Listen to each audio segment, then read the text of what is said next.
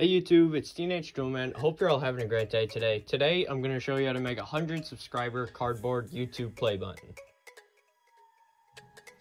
I started out by taking this sheet of cardboard. I cut it out to 24 by 15 centimeters. Then I centered a triangle, and each side of the triangle was 6.5 centimeters.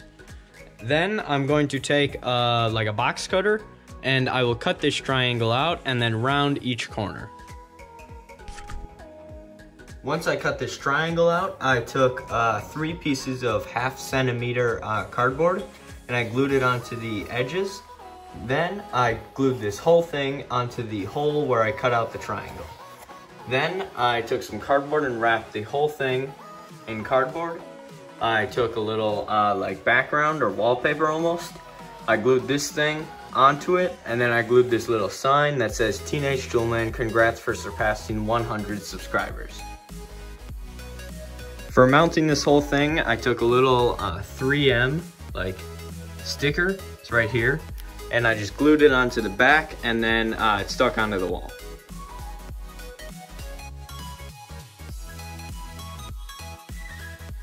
If you've enjoyed this video and you want to see more content just like this, like and subscribe.